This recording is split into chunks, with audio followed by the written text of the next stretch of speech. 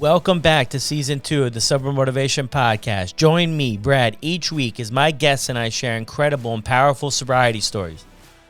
We are here to show sobriety is possible, one story at a time. Let's go! Brad Garrett has been sober since 1997. Due to childhood trauma and other things, Brad found he could escape himself with alcohol and marijuana. On a beach in Maui, Brad had what he might consider a simple but powerful experience. From that day forward, he put down the booze and drugs for good. Brad's story is an amazing example of what is truly possible when we decide to get sober. And this is Brad Garrett's story on the Sober Motivation Podcast. The Sober Buddy community is growing, and I would love for you to be a part of it.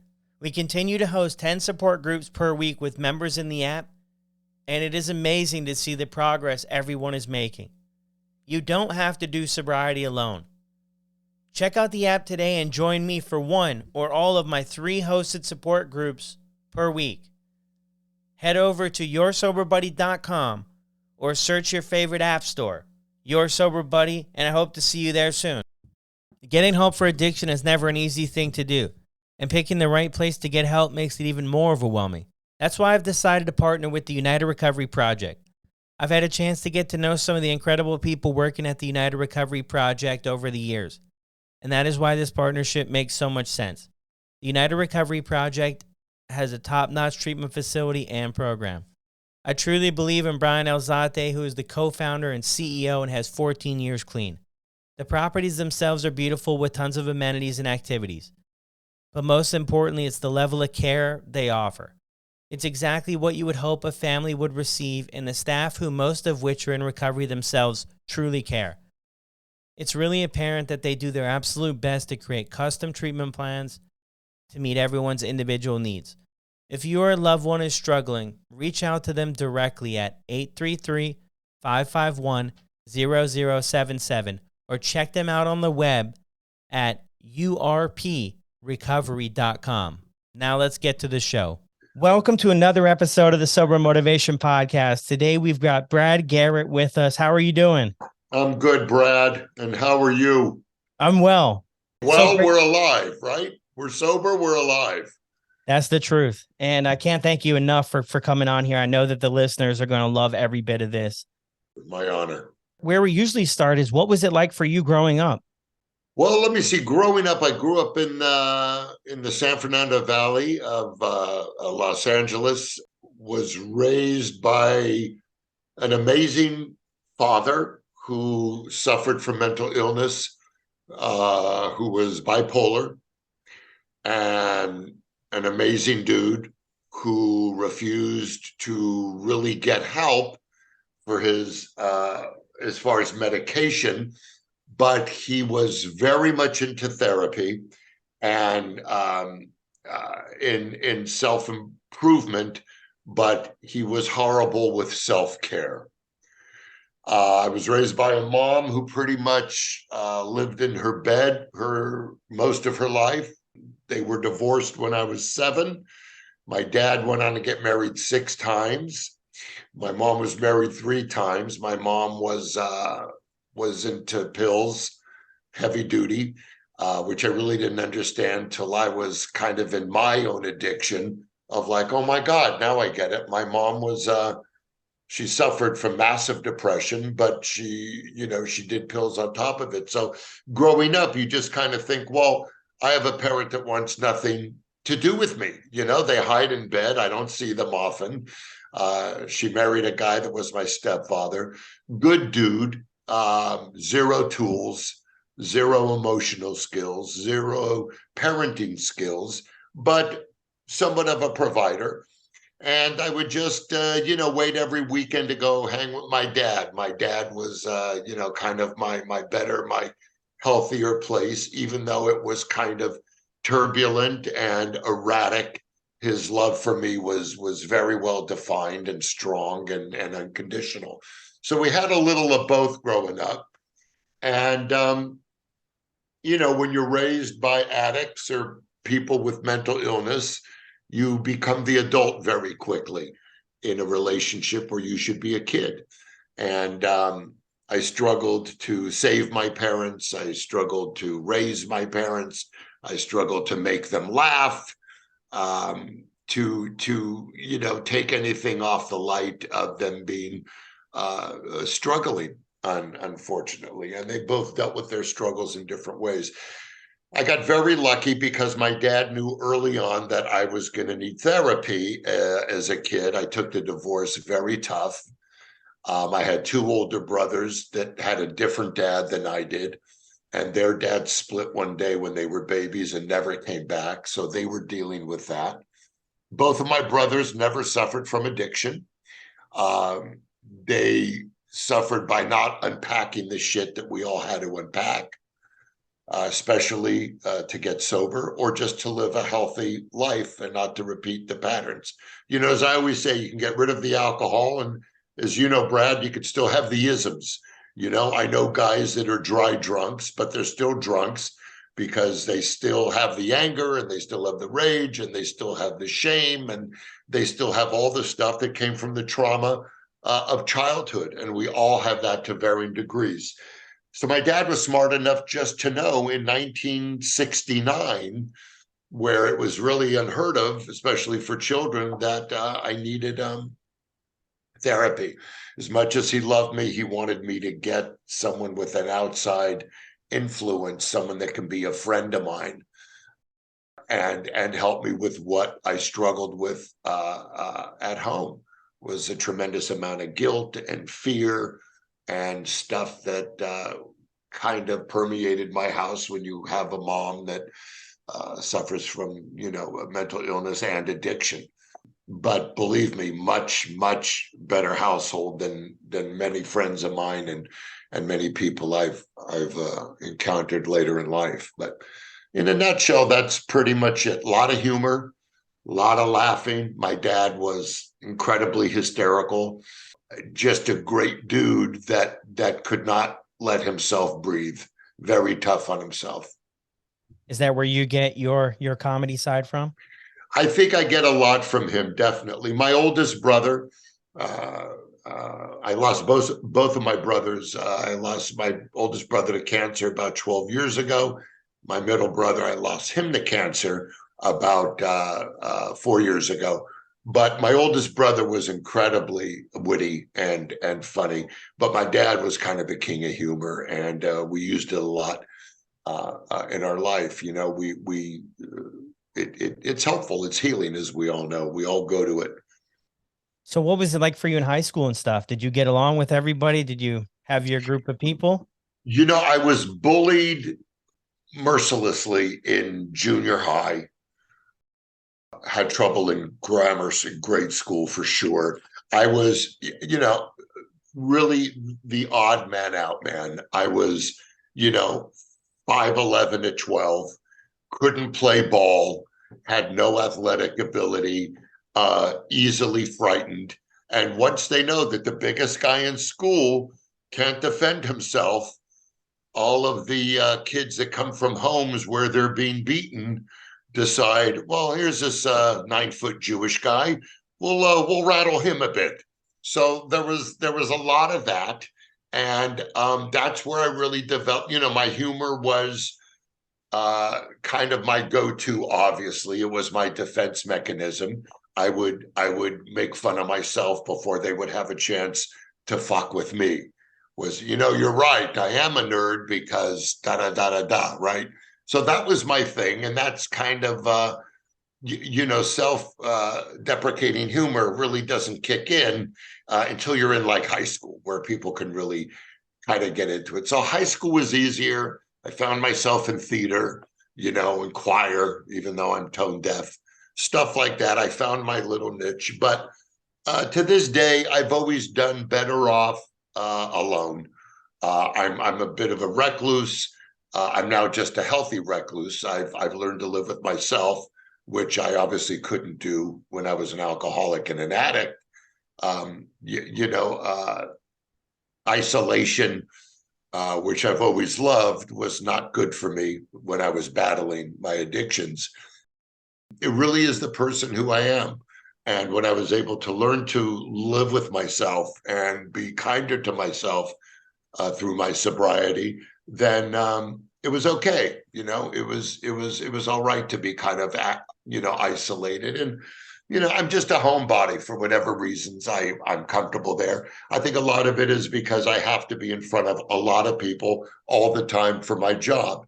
And there are people who crave that constantly, as I used to before I got clean. I needed that continued validation. And now it's like, yeah, it's great to feel, it's great to hear. I love I could do stand-up or I can be involved in a show. I'm very grateful for that, but I'm okay with the quiet. It no longer makes me feel unwanted or unneeded or unimportant. And that was a big step, I had to get to. Yeah. No, it sounds like it for sure. When did the addiction start for you? Like, when did you start drinking and the other stuff? It was funny. I never drank in high school, never had a beer, never had a joint. Then when I got out of, I graduated high school. I was at UCLA for 6 weeks doing stand up on open mic nights while I was trying to study. I was really not college material. I wanted to be. I think I got into UCLA because of some of the theater and the stand up. I was doing stand up literally at 16. And I think that helped me get into the theater department, but I didn't have the academia to really be a college guy. And I started working, doing open mic nights. I started working as a waiter, did a lot of waitering gigs at TGI Fridays and Numero Uno. And then I started smoking weed. Weed became really important to me. I started drinking heavily, I would say, in the restaurant biz right around 2021. I was hitting it pretty hard. And I was a very high functioning addict, and alcoholic, very high functioning. I think a lot of it is not just because of my size. I was able to hold a lot. And then the last 5 years of drinking, is when I started blacking out and really I have this thing where I fell off of Julio Iglesias's tour bus when I was opening for him. And I thought I was on the first level and I was on the top. And I took a step off the bus right in front of the hotel in New Jersey, landed on my face. And his drummer was a reserve fireman and was trying to shake me back to life and said, when are you going to get help? And I was like, when you're done shaking me, probably. And of course, I drank 5 years after that. I stopped in 97, April 12th. Life has been amazing. I drank my first year on Raymond. I had spent 20 years on the road as a stand-up, doing little acting things here and there. And I finally got a show that became a hit. And, like most alcoholics, I would drink when things were great. I would drink when things are bad. And I didn't think I'd make it.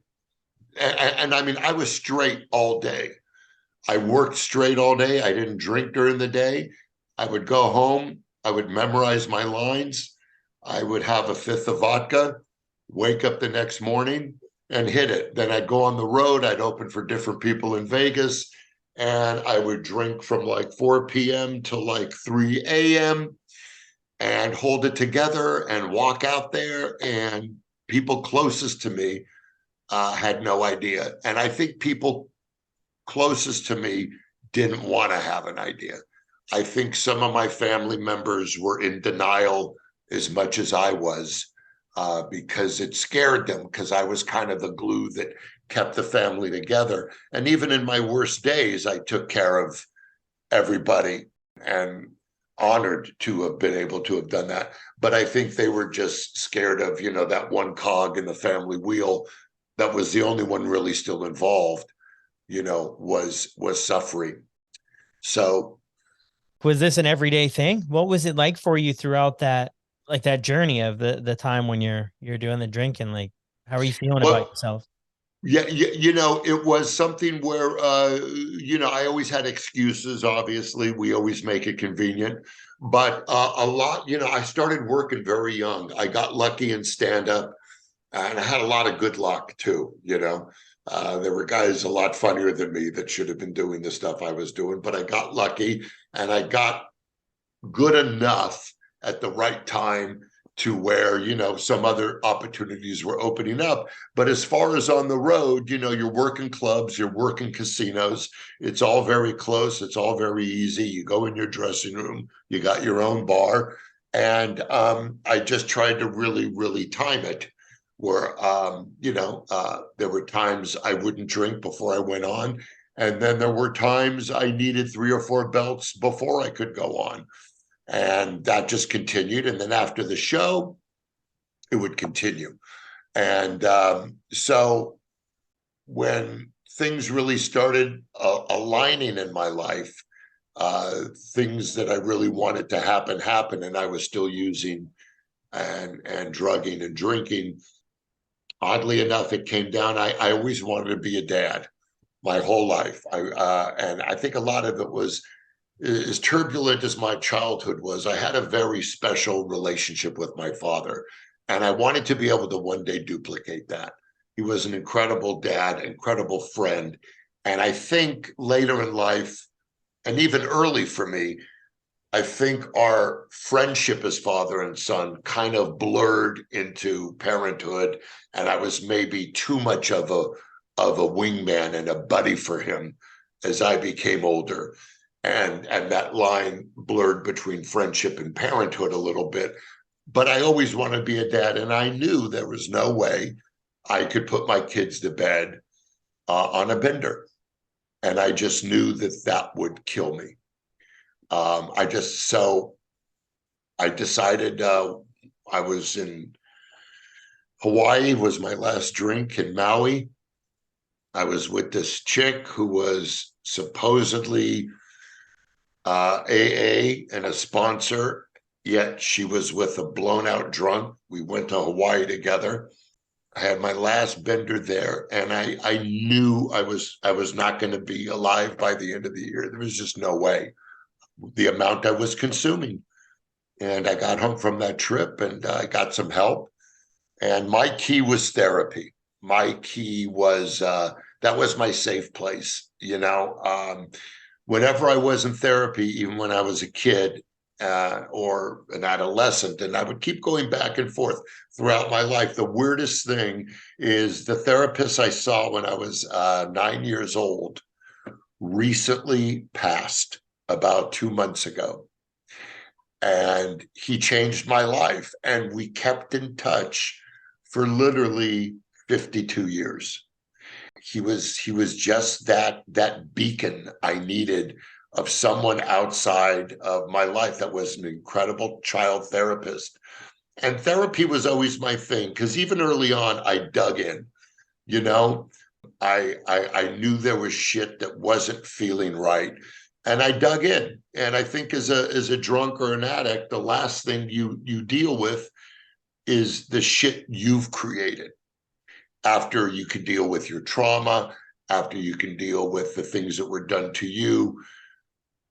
So much to unpack about how I was living and what I was doing to myself, which was just a continuation of the punishment I felt as a kid. And it's not about blaming mom, and it's not about blaming dad. It's about strapping on a pair and going, how do I want to live my life? How do I want to be an example to people? How do I want to, what do I want to leave? What do I want to learn? And, I struggle with shit, to this day. I'm always refining my attitude. Gratefulness has been something that's been really important in my life. Even when I was struggling and deepest in my shit, I found a beacon of gratefulness, which I think is what we have to hold on to, because we're such victims, alcoholics, and we love to play the victim, and we love to let everybody know how terrible our life was or what was done to me. But at the end of the day, it's just an excuse. It doesn't mean it's not valid. It doesn't mean it's not important or hurtful or dreadful, but it's the thing that will kill you for sure. And it's tough for people to unpack it. I'm at a point in my life where I'm seeing so many friends relapsing. I know the pandemic, that's the perfect storm for many people that are struggling. That isolation, the fear of the world, where the world is at right now, it's really scary. And I think something we haven't seen in our lifetimes about, where we could be headed, where we're not headed. And I see a lot of people struggling. And even though we have all these outside fears, there's still people that never unpacked it. There's still people that never went through that trauma that they had to deal with. And again, we all have it to varying degrees. But man, every time I run into someone who's working on sobriety, and I work on it daily, obviously, but it's funny, we'll talk about something. I go, yeah, that really didn't affect me when I was a kid, or when my brother did that to me, or when my mom said that, it really didn't have no weight. And then I'll see them 5 months later and they went, fuck, oh my God, I can't believe you brought that up. And and it's only because of my, 25 years of trial and error, myself. Yeah. And this shit's in your DNA. This shit is in your DNA. There's no question, that it is handed down. And, it's something to be aware of. I'm glad you brought that up. Yeah. Cause all the interviews I've done and all the people I've met over the years, the story is so common of their parents or their grandparents. Somebody along the line has definitely struggled with this. Yeah, So for that's so sure. true. I'm wondering too, though, April 12th, 1997, after your trip in Hawaii, Yeah. what was there something leading up to that got the wheels turning, or was this years in the making? Or was it just on that day you're like, I can't keep living like this. I have other things I want to do, and this is in the way? It was all of that. It was all of that. I know this, sounds corny. I passed out on the beach, and there was a real large part of me that was hoping the ocean would take me out. I didn't have the balls to, go out there. Thank goodness. But I was really, the booze had won. I lied on my back in the 90s, and I look up at the sky and I see this comet that had frozen in the sky. And I was like, well, I'm close to blacking out. I'm sure I've hallucinated. And sure enough, it was the year that they had that comet that could be seen incredibly in Hawaii. And I'm not saying it was really a sign, but I'm not a God-fearing guy. I really don't believe in God, but I believe in the universe. I believe in we have to put our sobriety, yes, to a higher power. Whatever that higher power is, it gives us comfort, but I'm not like there's a guy in the sky, with a beard who's in charge of everything. And I've really never been about that. But there was something about that moment where I looked up and I see this incredible comet, and I just decided to live. I just decided to when is enough enough? And it's like, you got to be ready. And it's so overdone, and you hear it you got to want it. No boundary, no tough love, no over love, no enabling, no nothing can get that person there. And everyone tries. And when it's someone you're close to, and to see what the loved ones go through and how it destroys their life. I had people close to me where I went to Al-Anon, and you just see what it does to families and how heartbreaking it is. But at the end of the day, we all have to come to the same conclusion. We have to choose it. We have to choose it. And there's nothing, like watching a parent or a child watch their mom or dad go through this. And I just chose it. I wish I could say it was some huge epiphany. I was just exhausted of the dance. I was exhausted of waking up, fearing 5 p.m.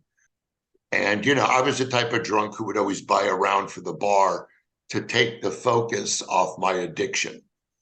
Well, this guy's a happy drunk and everything's great. And boy, he sure seems to be walking okay. And I was never arrested. I never had a DUI, never in a bar fight.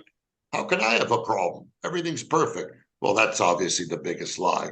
So I think what it was, Brad, is I was just, ready.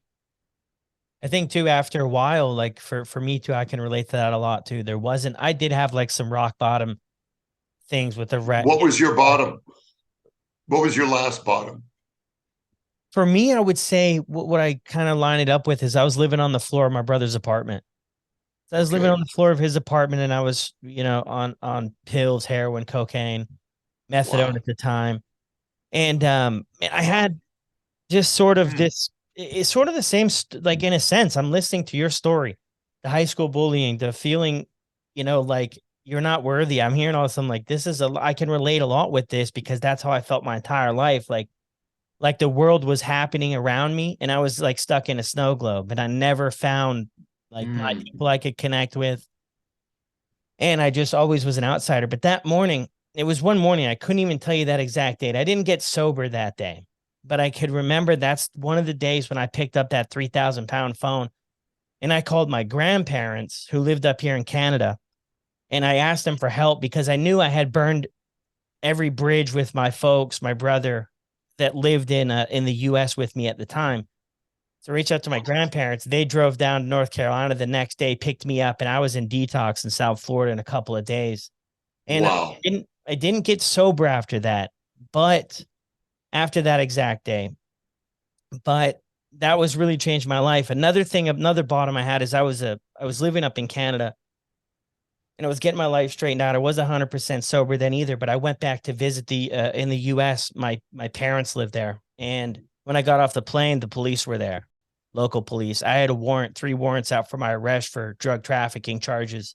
I sold narcotics to an undercover police officer like 3 years or 2 years prior that I had Yeah. no idea that I did that. And then I ended up spending a year in jail. And then after I did the Wow. jail time, I was deported back to Canada and given a lifetime ban to the US. But when I got arrested for that, that completely changed my life and was one of the best things that ever happened in my life because for once, I couldn't escape myself anymore. I couldn't run anymore. I couldn't get to the substance anymore. And that 1 year when I was in jail, it was me versus me. And I had to figure out who I was Wow. or figure That's out who I amazing. wanted to be. And that's kind of what, springboarded me to where I am now. Now that you ask. There you go. That's wow, what a story. And you're in Canada now, obviously. Yeah, I just live outside of Toronto now. Where oh, I love it there. Yeah. Love it there. Love Canada. Wow, what an incredible miracle that is. Yeah. It was And then how long have you been doing this? which The part? podcasts. The podcast since October. Great, Yeah. So great. since So October. powerful, man. I'm so happy you're okay. Yeah. Thank you. I Uh, really am. What a wow, what a life. yeah.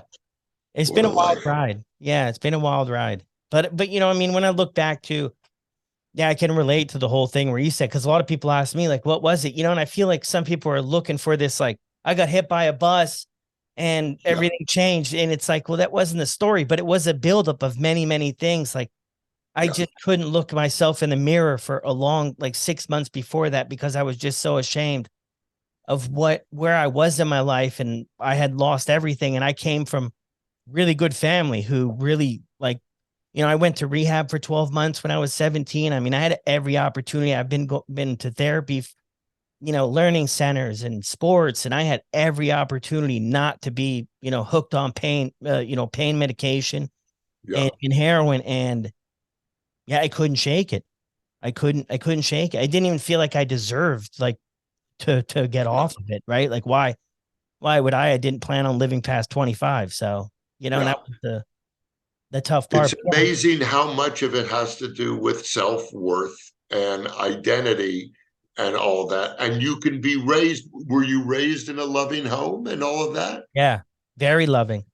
So what so what happens? That's Yeah. the $1 million question. What happens? I mean, you had, does Yeah. it come down to hereditary? Does it come down to just how we all come pre-wired? I have two children who are very different from the same mom, right? So it's like, what does it come like? What have you discovered as Yeah. far as addiction, as far as how it can happen? Yeah. I mean, I think for me, when I really think about it, I'd think about it as a lack of purpose. I never had really anything in my life to really look forward to, or I was never really good at anything. I tried out one of the horrible stories, and I mean, everything's different looking back, but I tried out for the soccer team in grade 6, and I wasn't a good soccer player, Yeah. but I was the only person not to make the team. Looking back, I'm like, oh, whatever, Yeah. it's not a big deal. But at the time, it probably was a bigger deal that I wasn't able to process. But like, It's huge. I definitely had trauma. My mom had my brother and I were twins when she was 17. Um, Okay. my grandparents looked after us. When I was like 6 or 7, we moved down to the US, and then she was like a full-time single mom. We moved to Texas. She's a nurse, so she got a job down there nursing. So she was a, full-time single mom. So, Okay. I'm sure that there's dynamics there that, probably lead up to things. But yeah, I mean, I just felt like I was just out of place. Like I was so Sure. uncomfortable in my own skin, and you'll hear that a lot too. Yeah, me too. Me I too. How about your pop? Was your dad around or? My dad is up here in Canada. So my mom married my stepfather. I don't Okay. know exactly when, but that was probably a couple years after Texas. And then we moved to North Carolina. And then, the Did first, your dad stay involved? yeah, my dad lives here. Yeah. Great. Great. Yeah. But the first time I got into doing drugs, the first drug I ever did was cocaine, but I was just like That you. was your first drug First drug. Yeah. But when I was over weed and everything? yeah, when I was in high school, I never drank or smoked pot or anything. None of that. I wasn't part of the cool crew. Like I was, Yeah. Me yeah, that too. wasn't, that wasn't me. Wow. Yeah. Yeah. That was never like going to a party or, Yeah, me didn't have a too. It's car so funny. or anything like that. Right. So, and then the way I kind of got around was being like a class clown, just Yeah. do stuff for acceptance. Right. So then I just kind of really made a big fool of myself. I got arrested too when I was 16, a couple, buddies. I just wanted to fit in with the boys, and a Yeah, couple of buddies like, course. go into this garage and help ourselves to some golf clubs. And, we got caught for that. And then Yeah. I got caught for a few other things, along the journey. But yeah, it was interesting. Then I went to rehab when I was 17 for 12 months. My Now, parents, what was that like? I mean, obviously you don't want to be there, right? yeah. So Uh, how it all played out is I was out of control. I was on probation for the other charges, and I was out of control, skipping school. They were going to violate my probation and maybe send me to jail. I was skipping school. I also had ADHD. I was taking Adderall. I stopped taking the Adderall. My life got really unmanageable really fast, but I didn't like the way the Adderall made me feel, because then I couldn't have conversations with people. I was just like not yeah, able to do that. Right. So yeah, I was dating this girl at the time, and it was a really codependent, toxic relationship, to say the least. And things weren't going well. So I had mentioned that I was going to kill myself. And once I said that, this was my second time doing that, and I was so depressed and like just alone. So the police took me to the UNC yeah. hospital there. So I went to the adolescent psych unit, and my parents knew something had to change. So they had some people come in. They were like, "Hey, we have a 3-month program." They did interviews. We can bring you to this 3-month program, and you can get some help with, mental health and therapy and all that stuff. And I Now, just, is this in this? This is in the States or Canada?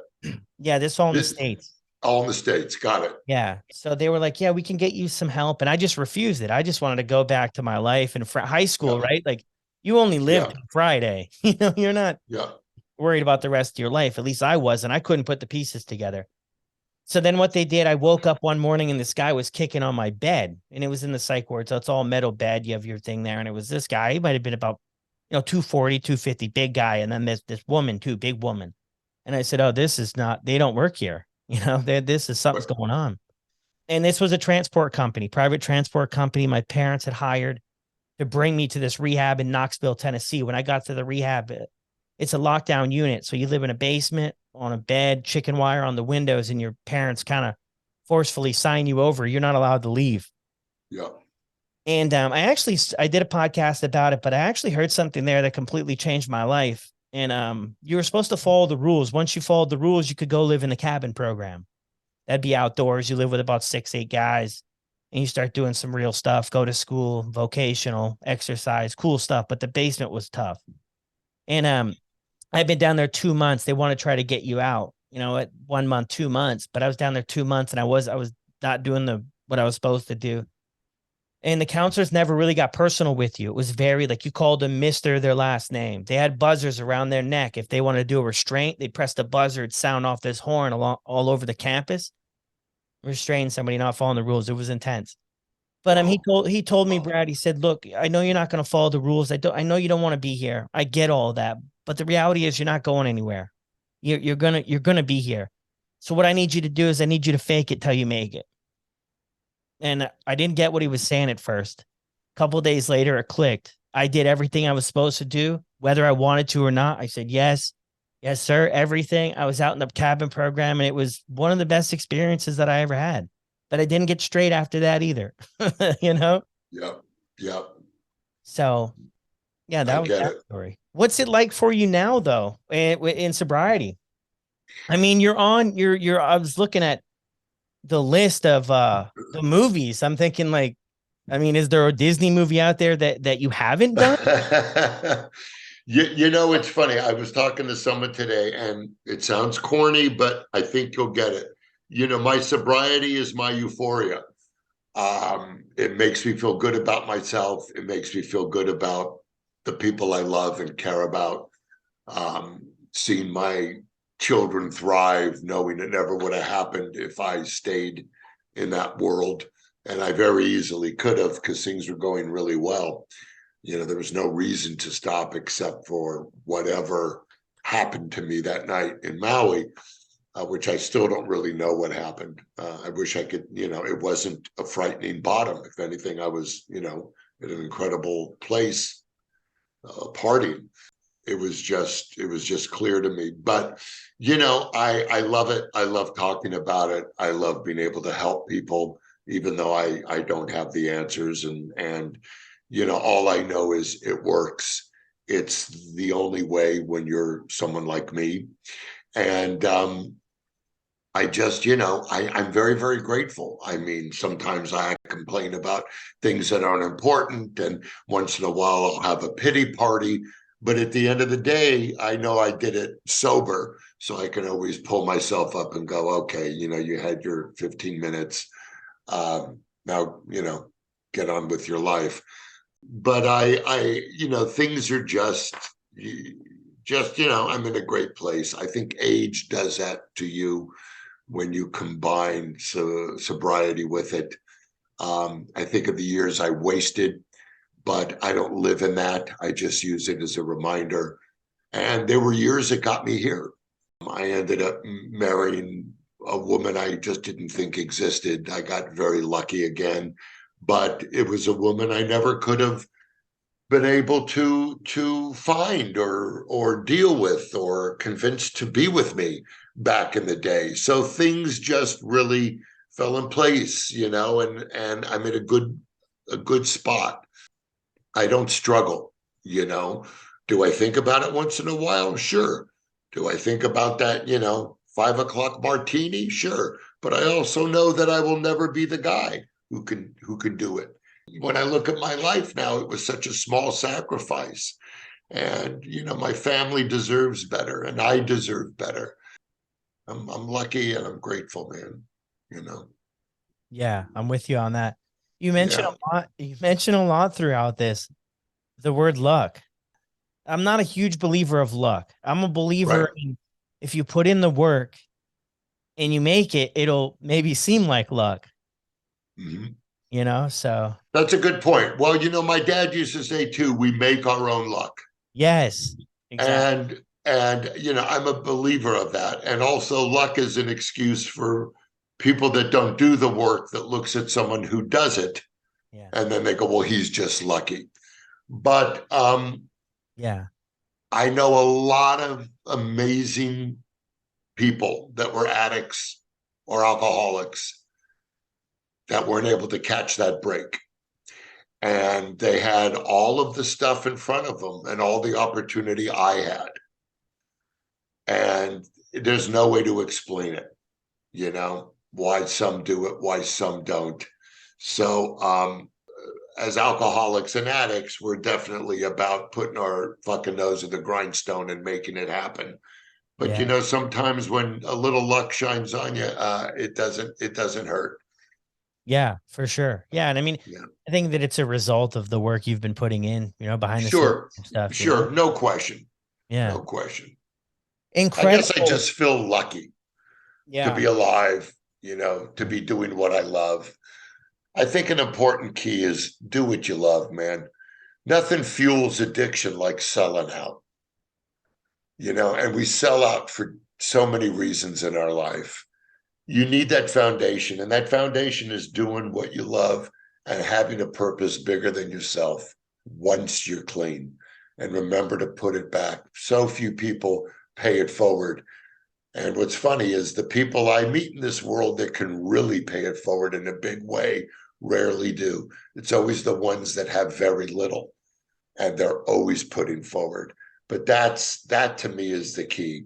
Empathy, helping those that can use it. It helped my sobriety greatly because it gave me a bigger purpose. Yeah. Like you said, purpose. That was huge for you. Yeah. Yeah. That was everything. Yeah. Yeah. Giving back is a huge part of the journey, right? Yeah, it sure is. And Awesome. when the sobriety works for you and you're in that sweet spot, it's such an amazing revelation that you want people to feel it. You want people to experience it because I was afraid, because my thing, on my stand up, I was, it's like I never really had an act. But I was always so loose, and so much of my stuff was improv and working the audience and going off the cuff and just, improv was, and I was like, I can't do this sober. I can, and then, man, when I started working sober, I'm like, fuck, if I just did this 10 years ago, maybe I'd have a special. So it's like, all the things we think. It's like when I used to talk to Robin Williams, God love him, was one of my heroes. I worked on his last series with him, and we would talk about sobriety because we had that. When I worked with him, he had just had 6 years before he passed.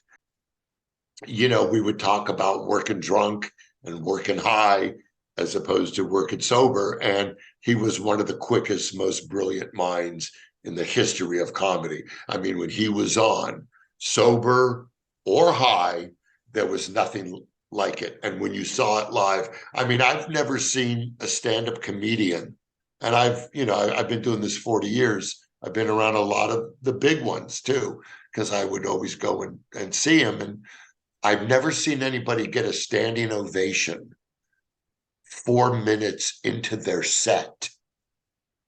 It's like it's so hard to comprehend.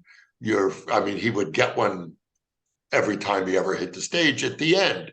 I had 4 people walk out on me last week, and I figured, well, it's kind of a standing ovation, but it's not. With Robin, they would jump up in the middle of his set. He was that brilliant. My point being, he was like, if I could just share with people how much better I was when I was, but when you work in improv or something that comes to you naturally, the minute you go sober, you're like, fuck, where am I going to find the looseness? Because that's what the drug wants you to think, right? It's like when Pryor did the thing about the crack pipe talking to him. How can you leave me, man? How can you? It's so fucking true. The addiction makes you think that nothing can work without it. So my point being, once I was able to let that shit go, the creativity and the stuff that came my way because I was transparent, I was vulnerable, I was scared, all the things that work wonderfully in art. If It, you're it, if you're an artist out there or a painter or whatever, and you're doing great high, don't think you need it to really be at your best because it's a lie. And I think that fear is why we stay with it, you know. we get into it, I think, out of fear, out of dread, out of loneliness, out of not being enough. And then we're just hooked. We're just fucking hooked. And it's like, well, fuck, I can't beat this. I couldn't beat me. How can I beat this? So, Yeah, it becomes the solution to our problem until it doesn't anymore. I think that that's the route a lot of people take, is that it worked really well in the beginning to cover up and to mask all that stuff. yeah, And it just delivers so much pain to us and everyone around us that, yeah, yeah, it's like we kind of come to that spot where yeah, we got to change. And then that's a whole nother thing about how are we going to do it. Right. And that's a yeah, scary thing. Yeah. Because you feel like, but I'm with you too. And I want to end on this thought is that you mentioned a lot about the universe. That's the way I see things too. And I'm not going to go big thing into it, but yeah, I can relate with that as well. And I feel like that, once I had no opportunities come my way in life, nothing. Once I got sober, I couldn't handle the opportunities that started to flow in like 1, 2, 3 years. It didn't happen overnight, like bang, and I had opportunities, but it sure. started to flow in. And I feel like that was because the energy I was putting out, I was giving back to Yes. this world instead of taking from it, That's the thing. you know? That's that's the higher power that works for me because it's the power of good. It isn't waiting for someone to come back and change the world or someone upstairs to go to heaven. It's exactly what you said. What I love about listening to you talk, I've done a couple of these. You're very matter of fact, and you make it very clear of what it is. And it's when you talk about doing the work and how it took a few swings for you to get there, it's so relatable, and it's what you're doing is just such a gift, and I thank you for the opportunity, but I'm Yeah. happy for you. Thank you. You too. Thank you, man. Thank you so much for coming on here and spending some time with us. It's an honor. Thank you for having me. It's the first work I've done in a long time, but thanks for having me. Wow, that was an incredible conversation, an incredible episode. Can't thank Brad Garrett enough for coming on here and sharing his story. I hope you all love this. I hope you're sharing this podcast with your friends. And like I always say to end things off, if you're enjoying the podcast, be sure to leave a review on Apple or Spotify, and I'll see you on the next episode.